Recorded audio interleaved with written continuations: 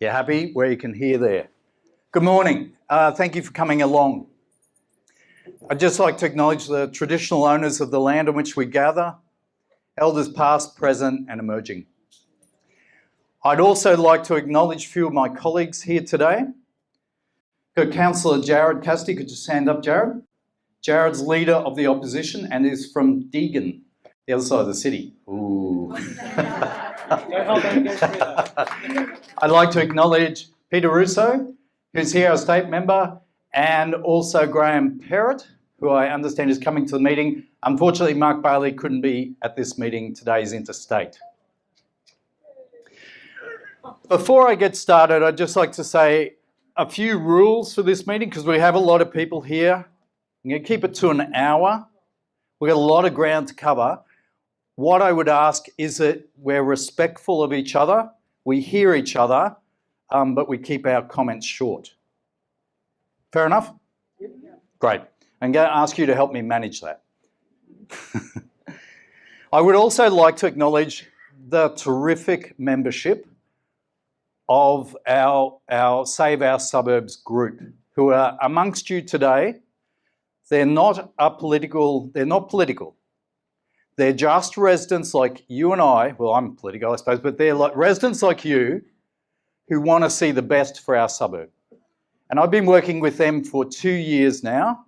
It's been a long time, and they've done a lot of work, and they've done a lot of work for today. So go give them a round of applause, please.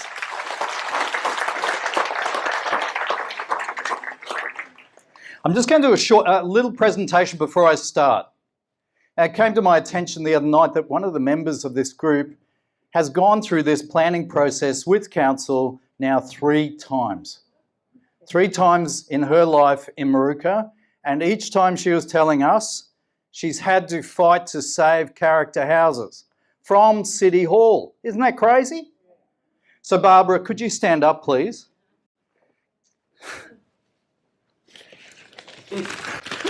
Barbara tells me she's leaving the suburb soon. But you've been here for years and years and years, and you have done so much for our community, and you've protected our community. Here you go, Barbara. Thank you. Well done. That's good. And Barbara's going to have a few comments to make later on. I should say Barbara has been with the Progress Association for Moorooka. She helped found it, and the History Group, and numerous other groups too, so her knowledge is extensive. But let's get going. Let's find out what's here and what's happening. In 2019, Brisbane City Council decided they're going to do a local plan for the area. Part of that local plan that they put out to the community was that they're going to upzone areas of the community. This is Salisbury. Can we go back to Salisbury? These are, I'll speak from here. So this is Moorooka. What you can see here, yeah, stay on this one, thank you. This is Moorooka. So what you can see here are 3, 5 and 8 stories. You can see 3 stories over here. Those areas there currently have a lot of character houses in them. From our figures, from driving around counting, we estimate over 200 character houses in here and Salisbury. And of course, the oldest houses are right near the railway station. So some of them are over 100 years old in Moorooka and Salisbury. Council is planning on what they call upzoning this area. When you upzone the area, you remove the character protection. Now, the Lord Mayor is saying, no, we're not going to do anything like that. Trust me. That is not true. What's happening here when this plan goes through is these homes won't be moved straight away, but what it means is you and I have no right to say they should be protected. They've survived 100 years till now, many of them, but with this plan, that will be lost. They can be moved or they can be demolished. Can we have the slide for Salisbury? Similarly, in Salisbury, right near the railway station, we've got a whole lot of upzoning happening. We also have upzoning in the middle of Salisbury and the other side of Salisbury near Aldi. Once again, character houses that have been here for 100 years will lose their protection. They'll be gone. They won't be protected. My view, and the view of the residents I've been working with, is we need to protect these homes. They're being protected now. They need to continue protection. To be reasonable, what we need to do is say there is a part of the planning process that Brisbane City Council has is we have what we call character infill. So that's where we keep the character house at the front, but then we might allow townhouses at the back. We might allow building under the house. You keep the character, but you acknowledge that it's an area close to the railway station. That's certainly my position, and I understand that's the position of the group that I've been working with. Now, the Lord Mayor goes, well, you're against having people have houses in your suburb. No, we're not. No, we're not. We support houses in our suburbs. We support housing in our suburbs, but there's some key strategic areas where that housing could go. And some of that key strategic area is either along Ipswich Road or on the other side of Ipswich Road between the two railway stations. That is industrial land there that is suitable for development for higher density.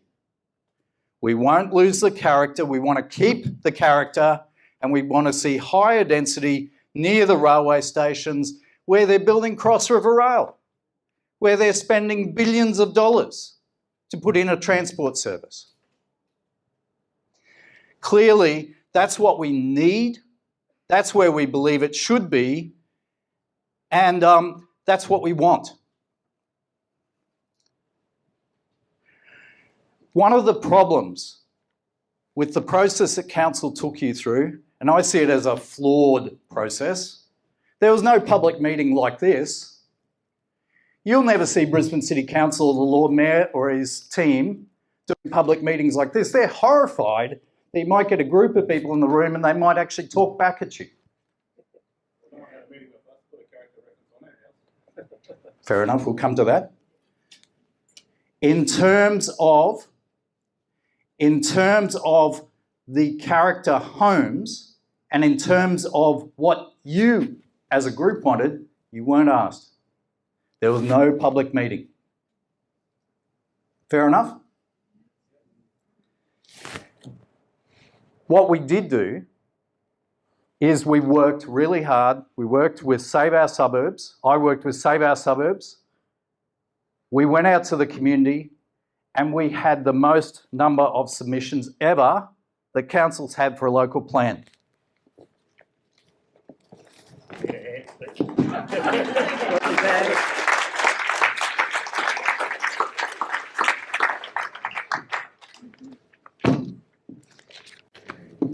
You guys did this. 260 submissions, actually 270 submissions. And these submissions, you read through them, the majority, the vast majority are saying, save our character. Sorry? Well, can we save the questions till later? I'm speaking. We come to the questions later.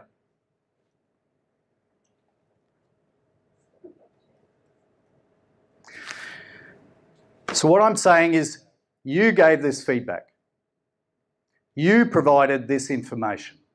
And you said clearly what you wanted for your suburb. And what I'm saying is the consultation from the Mayor and the Council was flawed. They came out with a plan and they told you what they're delivering. They've told you what they're going to do. And I think that's wrong.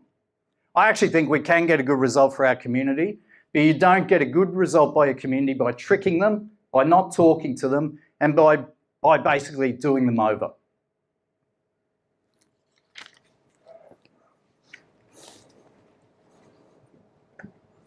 The other thing they did in that process was they actually said, well, we'll consult with the community and we'll bring 30 people together. So they invited 30 people, or people could apply. 30 people met in the room 3 times. And the minutes of those meetings are available for residents. They're available online. It's fair enough, they were good meetings. I wasn't allowed to talk at them. As an elected member, elected by the community, I was not allowed. The Lord Mayor refused to let me speak at those meetings. I don't think that's fair, I don't think it's democratic, but that's what it was. So you can read those meetings. I think they were pretty reasonable, and I thought it was pretty straightforward what people were asking and pretty reasonable. One of the things they said consistently was save our character homes. In fact, it was probably the top message.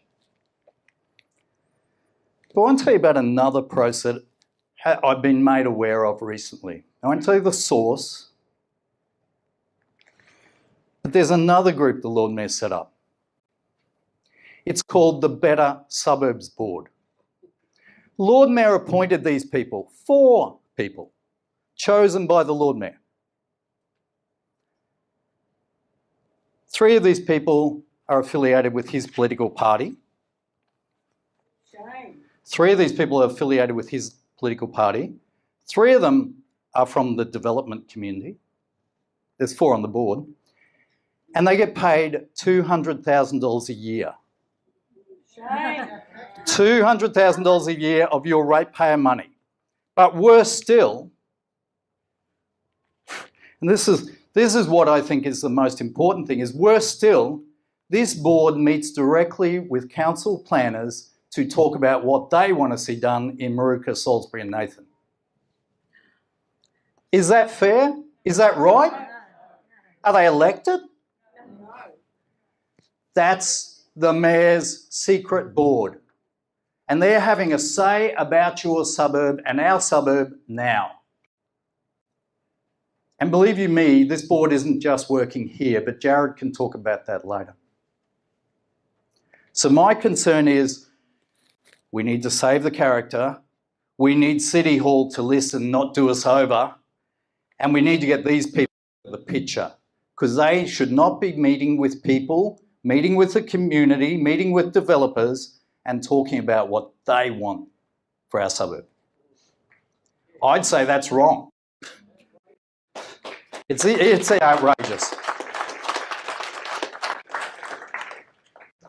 The other thing I should say is, remember I said the 30 people that were community people who had a say, their minutes went up online. There's no minutes up online for this group. None. Accountability. No accountability. They're just going off. It's like the Lord Mayor's secret back door. They're going off and having a go at whatever they want for our community. And that is not right. If it was right, if they're genuine, they'd have some community members on and they'd be transparent, not scurrying around trying to, as a developer said at a meeting, Moorooka, Salisbury and Nathan, this is a pot of gold. That's what they see this suburb as. That's what they see your homes as, a pot of gold. And we need to stop that view that we're here to be done over by Brisbane City Council. Brisbane City Council is not an organisation for developers. It's an organisation for the residents of Brisbane. I'm going to hand over to SOS. The first speaker is going to be, who's our first speaker? Can you come up, Penelope? We'll come back to questions. There's an agenda we're working through. Penelope, there you go. Thank you. I've got a few speakers from SOS, very nervous, who want to speak, who want to be heard. Can we not have any heckling? They won't take any questions. Save the questions till later. Thank you. Thanks, Councillor Griffiths. Yes, he's correct. I am very nervous, but bear with me. I am in one of these houses. It's 100 years old. I've studied it. I've been to the archives, Brisbane Archives, which is just down in Moorooka and Muriel Avenue. I found out who used to live there you know, and then moved over the road. I found out the house was called Laura. You know, all this history that is going to be taken away if the house isn't protected. You know, I've had come home a few years back now. Back fence was gone. Weren't told anything. I'm right near the train station, of course, the transport routes, and they built zero boundary townhouse, 2 stories. We had nothing. I had to fight to have a fence put back in, and the bricks covered, and, you know, try and make it not such an eyesore. Get the plans from the developer, and I'm scared now that I'm going to come home and the fence will be gone and they're ready to put 5+ stories up. My solar panels won't work, you know. Anastasia Palaszczuk just announced that we're going to be 70% renewable by 2032, wasn't it? And I can't even get my own solar power. And then on the north side, where it's starting to, you know, land is, you can see what's happening. The same guy behind me owns the 2 sets of townhouses on the west side, so that's the West Sun. On the north side, another property that is adjacent to those ones has just become empty. So I'm afraid what's going to happen there. You know, no northern sun, no garden, all my vegetables. I can't do that anymore. We'd planned to stay here when I moved here 15 years ago for the character of the suburb. And I agree with that. We're not anti-development, and you've got all that land over the other side. Why not rezone that and keep both character, and we can have more. Yes. Here. Yeah. Yes. Okay. Thank you for listening to me. Yeah, I'm shaky. You did well, didn't you do well? Hey, that's very brave. The next person to speak as well, and similar passion. Thank you. We, like a lot of people, were excited to see the neighbourhood plan come up because we thought this is our opportunity to have a rejuvenation of the suburb. We brought in for the character and the community. And we can see the community here. And thank you so much for coming out today. Here. What I find really disappointing is that Moorooka and Salisbury and Nathan's character isn't worth saving. Yet across Brisbane, if your house is 1946 or earlier, it automatically gets saved. We're not asking for protection on houses that aren't already protected. We are asking to keep the existing protections, to keep the rules that council put in place to stop this from happening.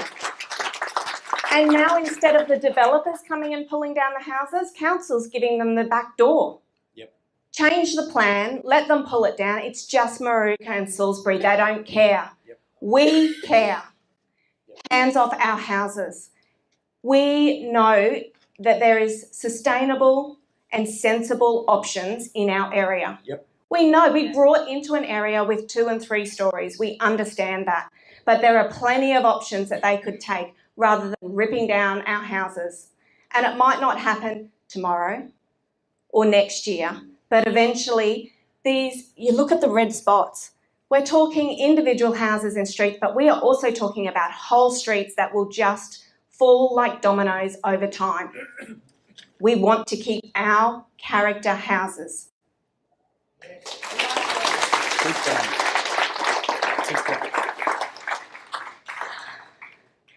There are over 200 houses that we've counted, and that we've gone to this effort in our submissions. Council asked for our submissions and they're just putting it to the side. We don't care.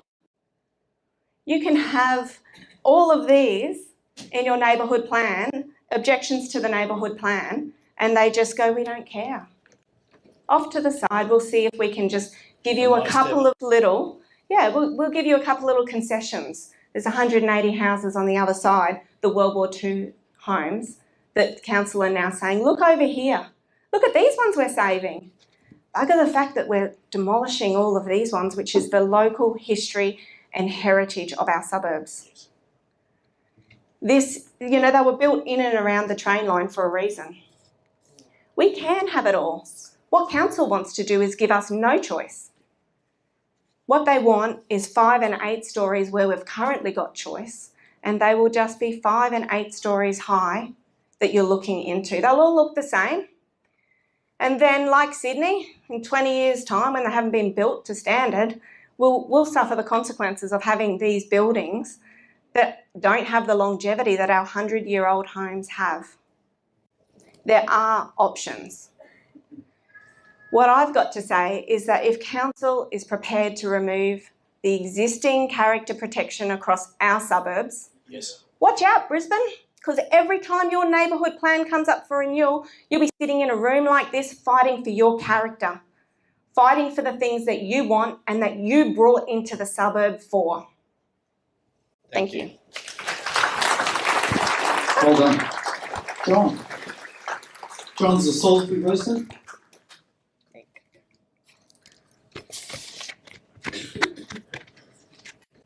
What I want to say too is we asked council to provide a list of the houses that were losing protection. Would they give it to us? No. We asked council for their target population for the area. Would they give it to us? No. This council will block you and trick you and do anything it can because it's not interested in us, it's interested in the developers. Thank you. Thanks, Steve, and thanks to my colleagues who are equally concerned about this plan as I am. So I am a proud Salisbury resident. I moved to the suburb 20 years ago, attracted by the character and heritage of the area, and I soon discovered it also had a wonderful culture and a very significant natural environment. And that's what I want to focus my talk today on, is the threats that this council plan poses to the natural environment of our area. So to be taken seriously, I thought I probably had to provide some credentials. I don't know many of the people here today, but it's amazing to see so many have turned up. So I've been a naturalist my entire life. No, that doesn't mean I'm about to take my clothes off. That means I love nature. I have a PhD in environmental science. I've been working as a professional ecologist for over 30 years. I've published over 70 peer-reviewed scientific papers, and they have been cited by other scientists over 3,000 times in the scientific literature. I've presented at numerous international conferences, supervised students, etc. So I've got some background in what I'm talking about here. So most nature in cities relies on private gardens. There are parks, there are streetscapes, but by far the majority of the green space that supports wildlife is actually people's gardens. And people look after their gardens in different ways and they have different values, but the gardens are really important. There's been lots of research globally that shows human health and well-being is very dependent on exposure to nature. And as city dwellers, we really rely on urban nature to a great extent to provide us with that exposure. On top of that, estimates in Australia are about 30% of threatened species actually occur in urban areas. So there's extreme biodiversity values to be protected, and our natural heritage relies to a degree on maintaining and enhancing this urban green space. So what I'm trying to say is that council need to think about this when they're planning and to put more effort into protecting existing green space and not have this massive increased density in areas that are going to basically create concrete jungles with no greenery, no habitat for wildlife.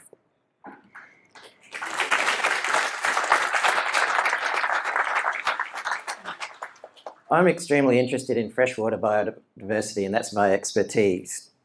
Rocky Waterholes Creek that flows through Salisbury is a really important urban creek. It has significant species that live in it. For example, the ricali, which is a native mammal, the closest Australia has to an otter, which can often be seen from the footbridge at the end of Kellett Road in Salisbury and Rocky Waterholes Creek. Now, this is one of the only places I know of where you can have a good chance of seeing a ricali in Brisbane. And looking at biodiversity records on the iNaturalist website, which is part of the Atlas of Living Australia, it's the only place in southern Brisbane where there are recent records of ricali. It's a significant species. There's also a threatened frog species called Adelotus brevis, which is a tusk frog, which has got quite a healthy population in Rocky Waterholes Creek.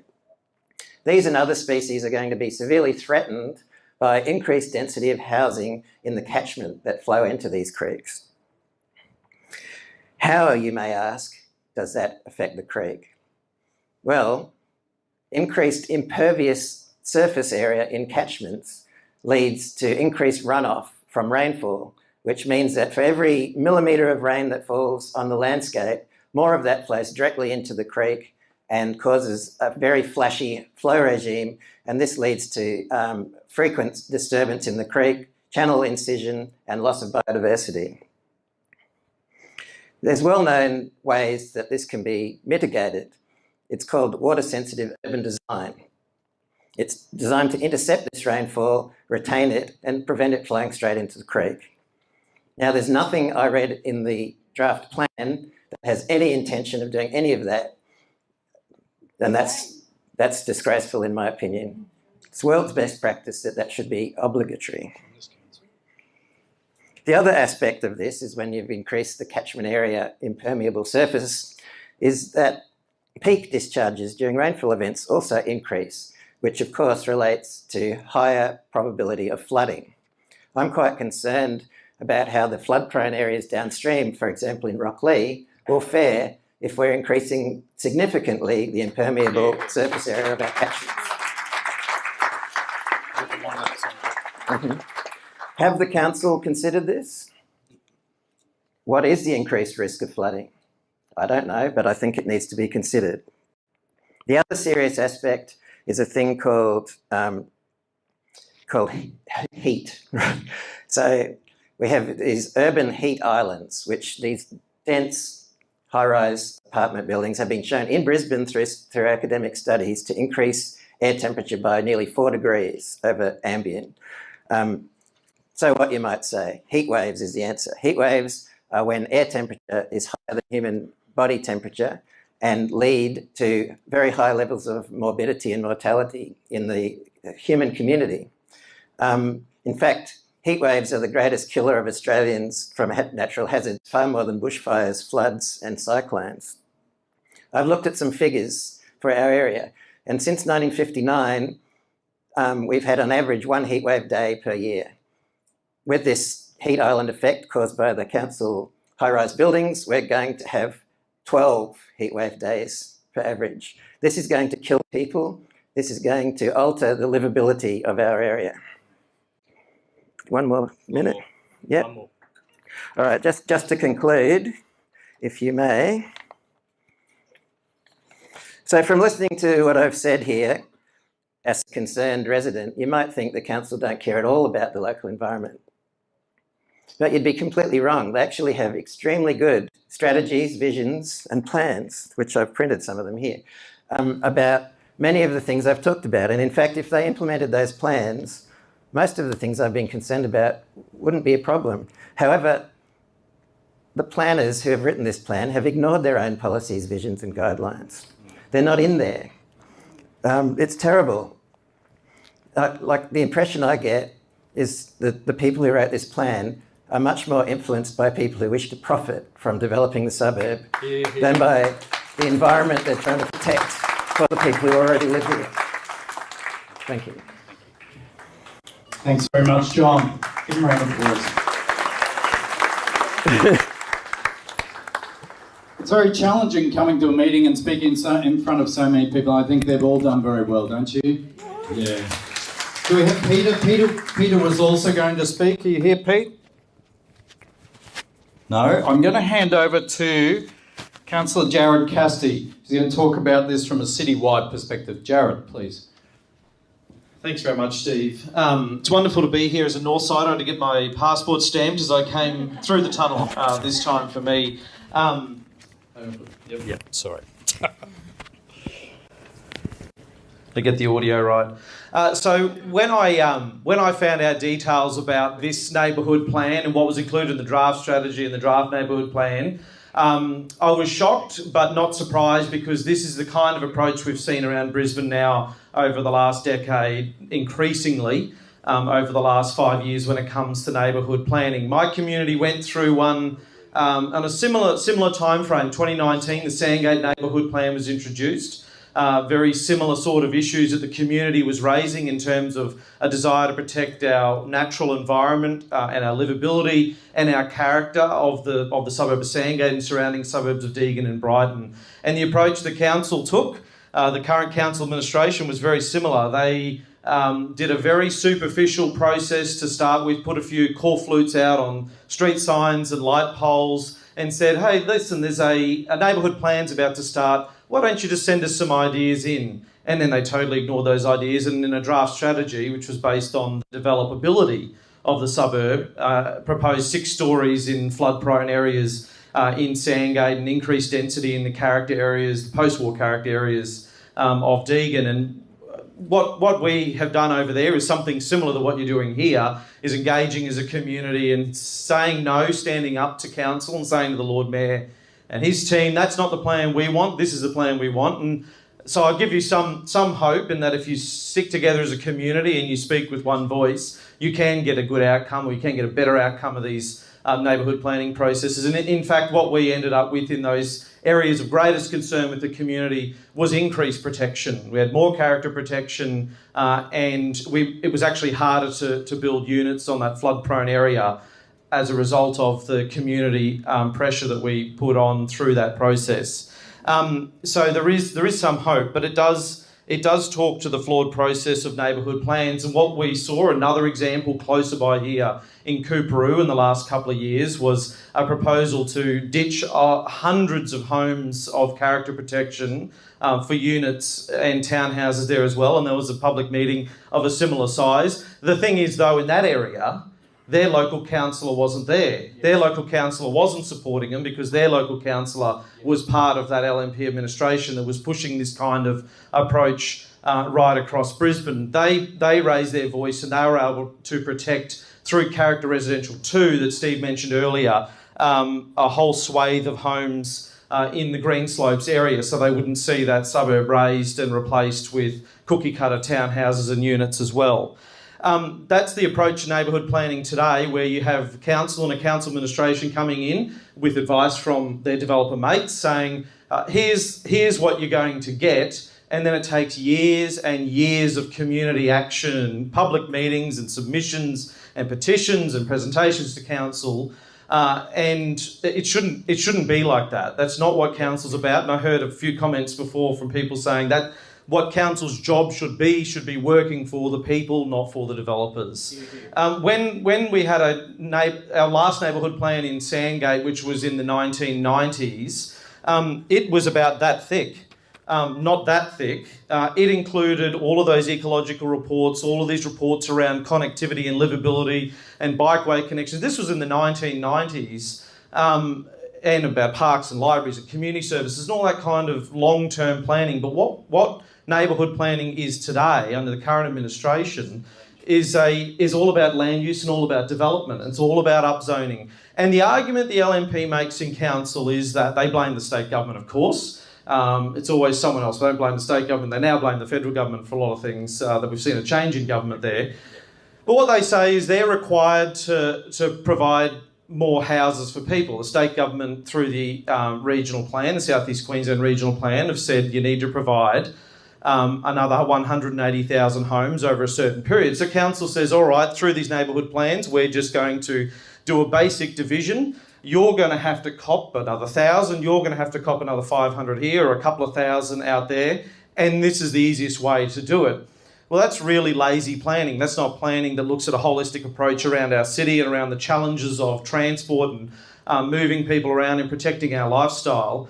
And you know, there are lots of solutions where we've had some identified today where increased density makes perfect sense, but it's totally ignored because of the influence of developers and developer profits in identifying places that they want to see. Now, to give you another example of the kind of approach we're seeing in council, we're in the middle of a housing crisis. There's no denying that at the moment. Prices have risen exponentially. Rents in some places have risen by $150 or $200 at the end of a lease at the exact same place, the exact same tenants, the exact same owners. vacancy levels are almost zero at the moment. We've seen this coming for some time, but instead of planning around the provision of affordable rentals and affordable homes to purchase, we're seeing this sort of piecemeal pick and choose approach. Now, council has a few levers in which they can pull. They can offer discounts to developers. That's a policy area that we see the LNP do from time to time. Instead of working with affordable housing providers to identify places where we could put increased density, like those sites that have been identified here, like sites in the inner city as well, and offering incentives for them to be built to take the pressure off our character suburbs. Instead of doing that, instead of working with those affordable housing providers, the biggest set of developer discounts we've seen over the last 5 years was for 5-star hotels in the city. And we're talking about $8 million worth of developer discounts given to 5-star hotel developers in the CBD in Brisbane, all the while picking and choosing character areas in our suburbs to increase density in a tick and flick exercise to meet this housing target rather than doing it through a holistic approach, which is the complete opposite of what your council should be doing for you. And the Better Suburbs Board that Steve's talked about, that's something that's pretty new in the last couple of years that the Lord Mayor's put together when he came into office. And this is sort of that final step on that journey where developers and developer profits have been put front and centre and first above representing the communities in which elect us as elected representatives. It meets in private, it's appointed in private, its budget's set in private, their wages are set in private, but on every single change to city plan and every single neighbourhood plan, they are consulted. They're consulted first and foremost, and they inform what the council administration takes forward in terms of what they want to deliver for developers. So wrapping up in a roundabout way, there is a way forward through this neighbourhood plan process and making your voice heard. You're in a unique position where you've got a councillor that is behind you every step of the way, and I was with my community to achieve that. So through this process, there is some light at the end of the tunnel, and making sure that you don't rest on your laurels and you make your voices heard throughout every stage of this process, and there is a way to achieve an outcome. It shouldn't be like that. It shouldn't take mass community action to make what should be the most connected level of government listen to you, but at the moment it is that way. And in the long term, there is a bigger way in which we can change this and have a different approach to council, and that's electing leaders who actually want to put the community first. There's an election in March 2024, and I'm sure the Lord Mayor doesn't like to go to events like this. He doesn't like to show up anywhere. Doesn't want to be the face of this, but at the end of the day, these are all political decisions that are being made in council. The way in which city plan is designed, the way in which neighbourhood planning process is designed, the way in which these secret developer boards are set up, they're all political decisions made by a council administration led by Lord Mayor Adrian Schrinner. So continue your fight here in this neighbourhood plan. There are examples out there around Brisbane where you can get a good outcome if you've got a councillor like Steve behind you. And number two, in March 2024, remember this when you go to vote. Well said. I was just going to say, these pictures that are flashing up, Save Our Suburbs group have gone round and they've taken these pictures in the areas that are to be upzoned. So these are the homes that will lose their protection. These are the homes the Lord Mayor says aren't character.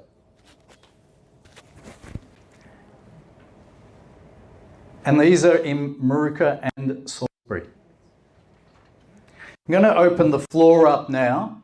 What I'd ask is, remember our rules, be respectful of each other, listen, try and keep it short to about 2 minutes. You can ask a question or it can be a statement. Can you not ask me about a footpath or a pothole at the moment? I'll do that later. I've got staff over here who can do that. So please talk to my staff after the meeting. We'll fix all that up after. We'll concentrate on the big thing now. Thank you. Okay, down here. Could you just introduce yourself? Thank you. My name's Irene and I've lived in the suburbs since 1975. My question is, if the Brisbane City Council is a public place, how come we've got a private group of 4 people who are making decisions, and if people in council can't stop them, what do we do to try and make sure that our suburbs stay the way they are? The gentleman who spoke about the Rocky Horse Water Creek, John.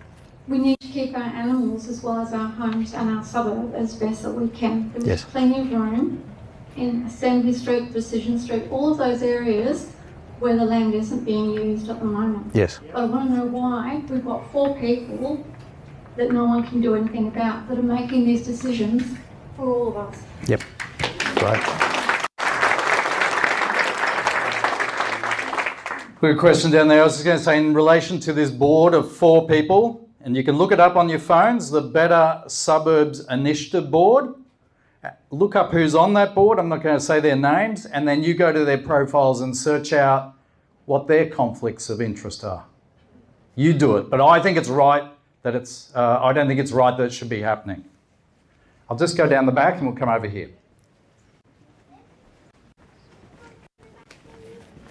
Thanks. Ford. Just really close to your mouth, Frank. Frank Ford, I live in Bracken Street. I guess members Closer. of my family have lived there Sorry, for Ray. probably 70 years or more in an old house. And I remember in Ballarat when we had a council, it was pretty conservative. It was so conservative that they opposed traffic lights in the town. And a group of my friends were just discussing this, so we worked to get them out. And in 2 years we changed the composition of the council. And what I'm suggesting is there's not much good campaigning here because we're on agreement that we don't need the sort of plans the council's putting up. What we do need to do is frighten the hell out of some of the councillors in other suburbs Close to me. and make them uncertain about what's going to happen to them at the next election. We need to take our campaign wider and attempt to get rid of these people that are out there for profit and not to look after us. Thank you. Thanks, Frank. And this administration, this LNP administration has been in for 19 years. There was a gentleman over here. Thank you. Hi everyone, my name's Stephen. I've lived here for about 20 years. My question is it possible under the Freedom of Information Act to request access to things like meeting minutes for the Better Suburbs board? Yep.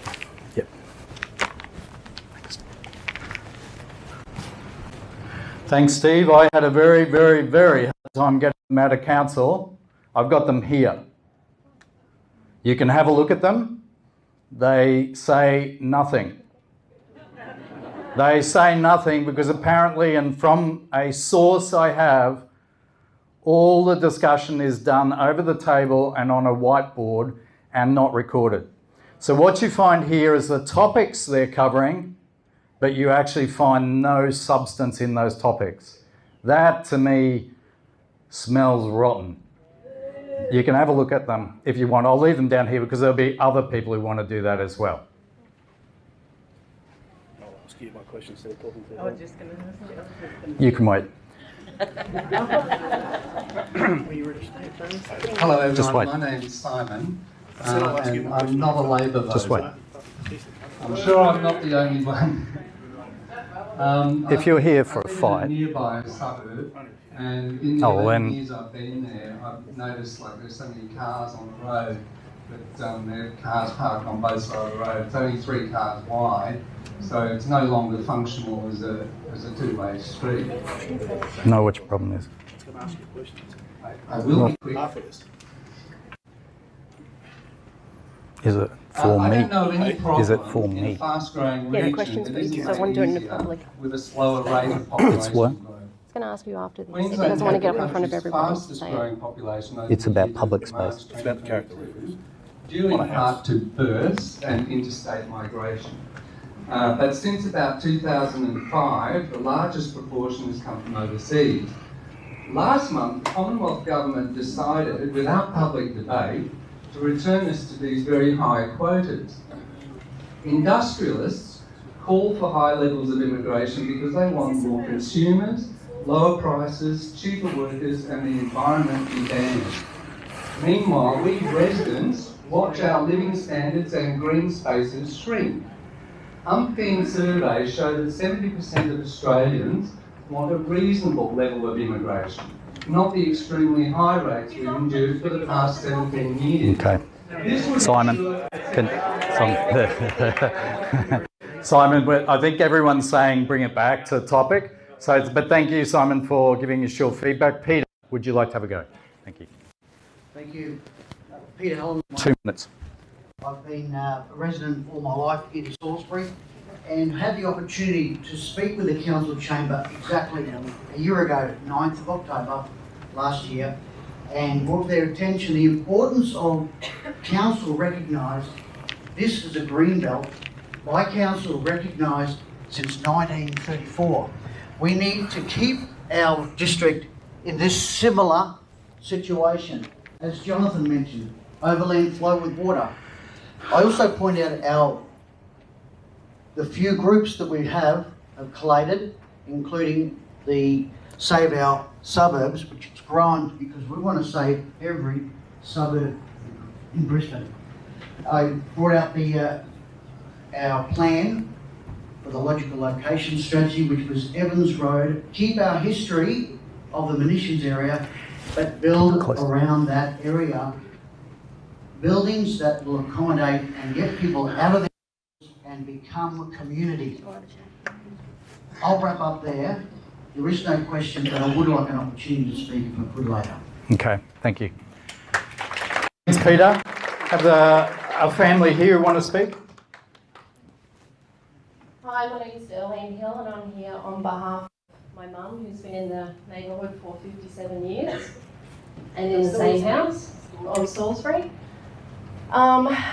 She actually has a character reference on her house, and her house isn't one of these houses that you're seeing up here who's lovely old Queenslanders type of house, and I don't know whether most of you know what a character reference actually does to your property. You're not allowed to build on it, you have to keep the same structure, you have to keep the same facade, there's not much you can actually do. So her land, my father just passed away a year ago, and her house has holes in the floor, you know, it's had termites through it. And we can't actually sell the house for less than half of its value because of the character reference. Now her block isn't a developable block, it is only 18 metres across. It needs to be at least 20 metres across to develop it or subdivide it. So this will remain a very large block for a family to come into. If they could demolish the house, we could sell it. But at the moment, it has been on the books, and we've had open houses every weekend, and everyone that comes through says it's just too much work. So we can't sell it for half its price. All Mum wants to do is actually move closer to be with her family, get rid of the reverse mortgage on the house, and we can't even do that. So, for all of you that are here that are saying that keep the character, I understand that. Keep some of the houses, but when you own the house and you can't do what you want to it, not develop the site, when it's the only character in the street. Every other character house has been developed into 3 or 4 houses on the site. She has blocks of units that are at the back overlooking her pool. There's blocks of units, 20 or 30 of them at the end of the street. So these plans that you've got here are actually incorrect. It's only my mum's house that's in the street, and it's not worth saving, to be quite honest. It's not one of these nice houses. So when you're voting to keep these character houses, think about the flip side. If you own them, the restrictions that are on you and the next buyer that comes to buy your house, you won't be able to sell it. How do I know? Because I'm in this situation now. Through the boom, nobody wants it. All the construction, nobody wants it. The only thing that's good for this house is to be demolished, and we can't do it. And she's been in this house for 57 years. Not one of you that have gotten up here have been in the house for this long. She's been in that house longer than any of you. And this is the restriction that she has. Just can't be a blanket covering over everything. That's all we're saying. You can have, You know what I mean? why can't you have a large family home, like our real estate? Most of you will know him, Mark from Salisbury. Because he sold the houses. No. The one that he wants for us would like to come in, rent it for 2 to 3 years and put their house on it. Why? Because they want to stay in the area. They don't want to live in that house. They can't. There's holes in the floor. There's termites throughout it. It's just falling down around us. Okay, can I? So just think about it. We couldn't Think do it about it because when my you're house was actually putting these characters, Mum. Think about it when you are putting up your hand to say no to townhouses. So do we. We say no because there's townhouses right beside us. At zero boundary, at the back of our house, overlooking the pool, 10 townhouses already. They've been there for years. I couldn't even get an ambulance to my husband. Okay. So Can I have that think back? about the other side of things when you can't sell your goddamn house. You've been here for 57 years. Okay, thank you. Thank you.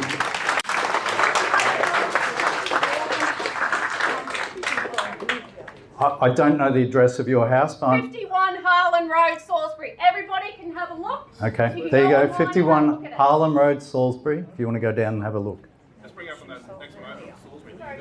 It's character or heritage. It's character reference. Look, can we, I'm just saying it so everyone can hear. I think they've heard you.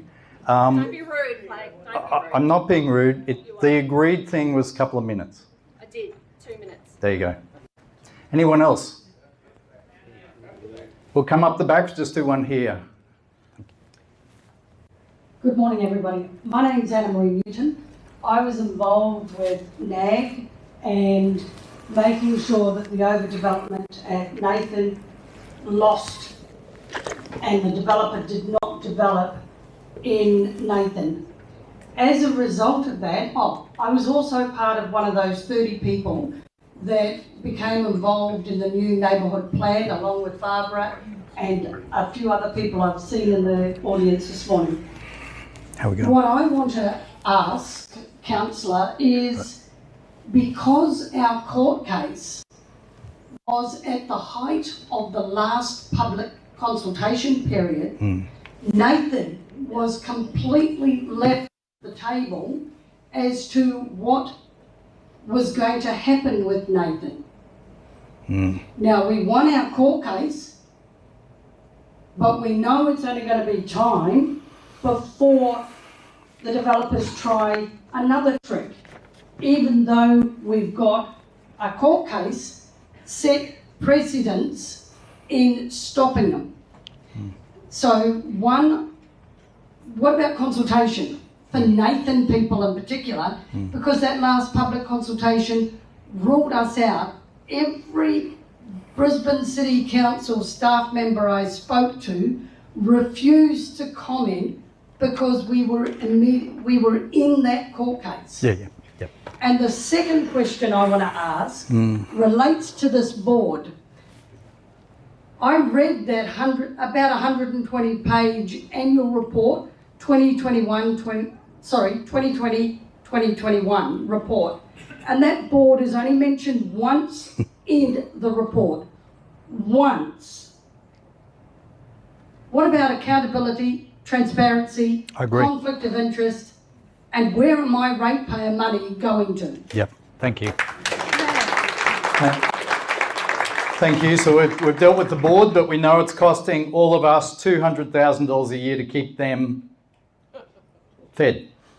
In relation to Nathan, for those of you who don't know, Nathan's part of the plan.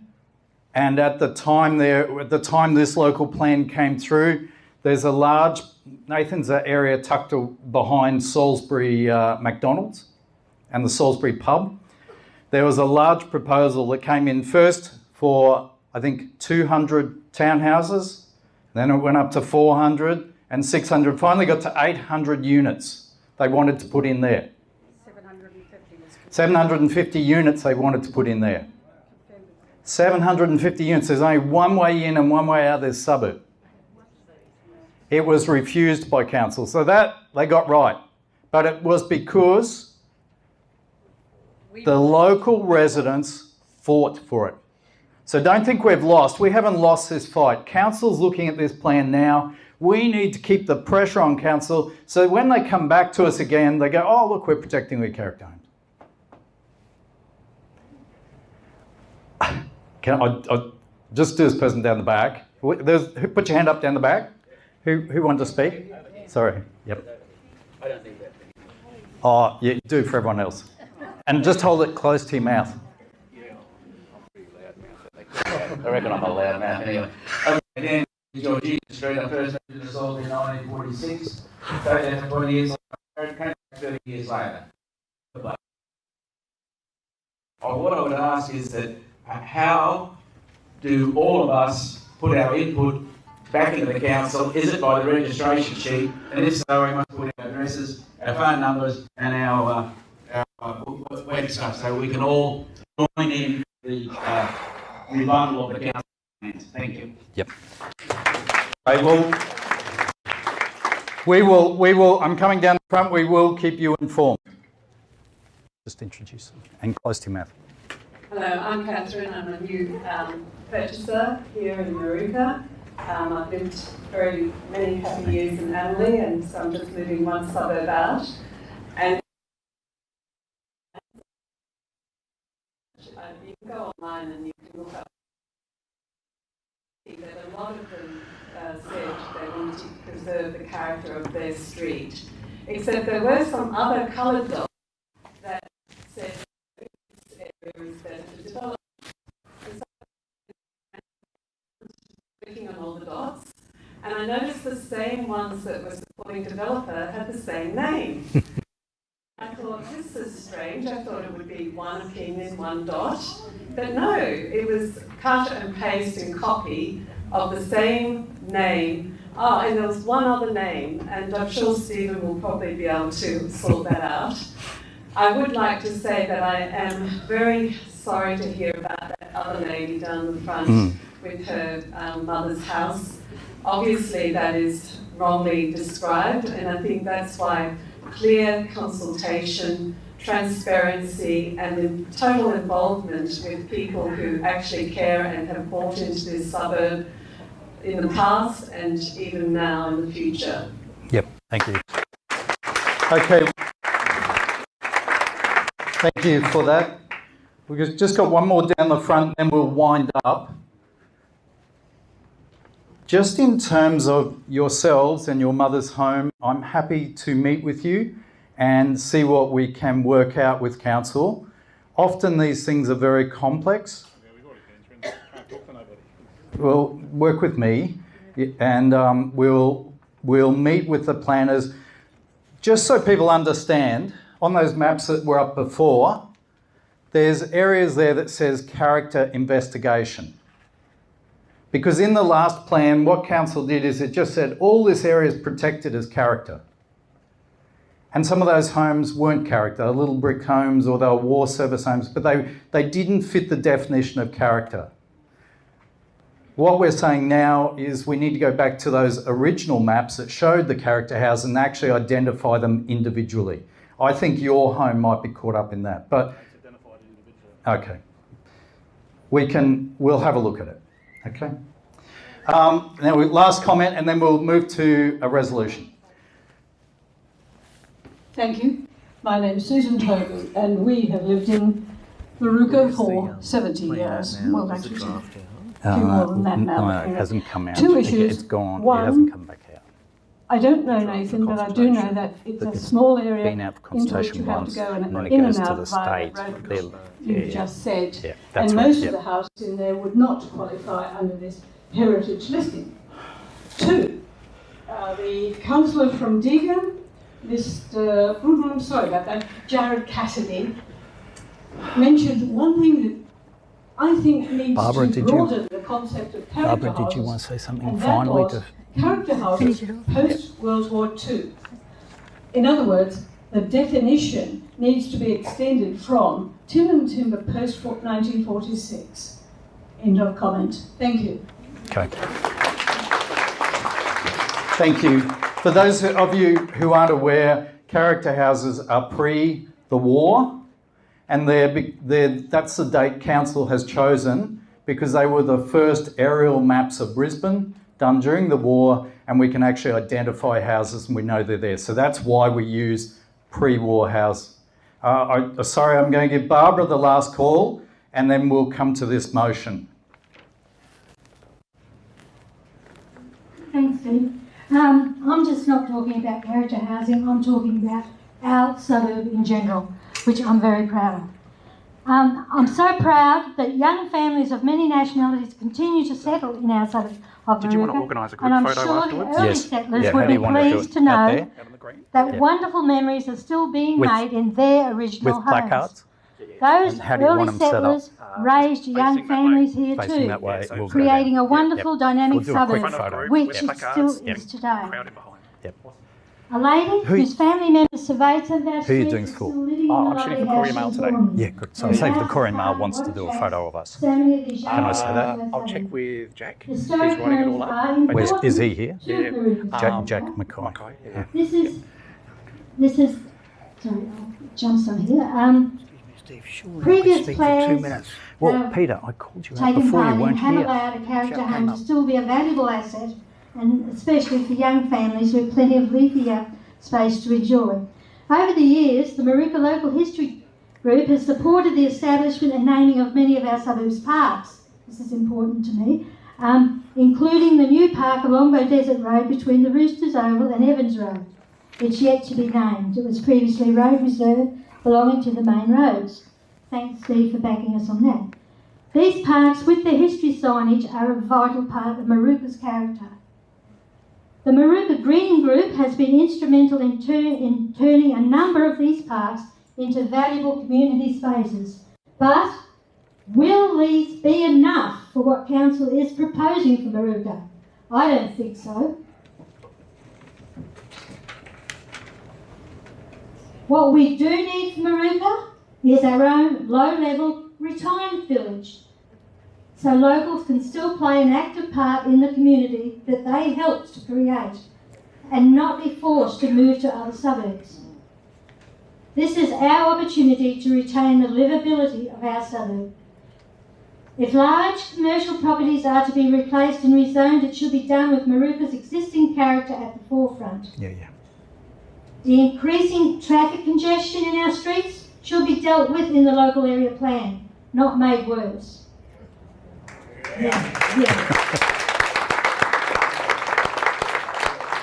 This current local area plan denies our suburb the character which it is so famous for. Those residents who cared about their suburb and attended the local area plan meetings definitely didn't want what council has put together, a suburb of urban canyons. Was COVID the reason why the results of the meetings were delayed and the proposed follow-up meeting never eventuated? Was the real reason being that the residents' contributions were lost or just discarded?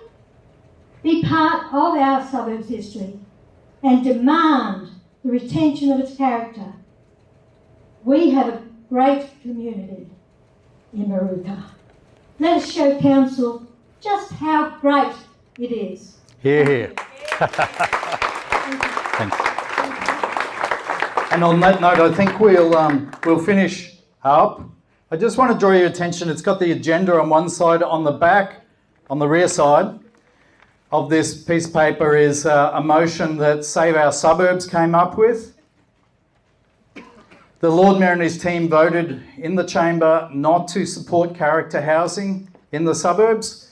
This is your chance as residents of our suburb to take a vote and do a show of hands, and we'll be able to show the Lord Mayor how many people actually want to save our character. So I'll read this resolution out to you, and we'll take it we'll do the three of them. We, the residents of Nathan, Salisbury and Moorooka, want 1. Brisbane City Council to maintain and protect all existing character homes under the Nathan, Salisbury, Moorooka draft neighbourhood plans. Put your hands up if you support that.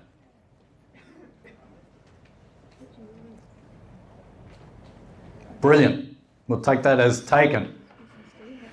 2, we want sensible and sustainable development that is genuinely shaped by residents' feedback. You support that? Hey, no brainer. And the last one, we, the residents of Nathan, Salisbury and Moorooka, want Brisbane City Council to commit to additional and upgraded services and infrastructure, such as more green space, a library, more community space and connected and safe bikeways and footpaths. It's a no-brainer. That's what council should do.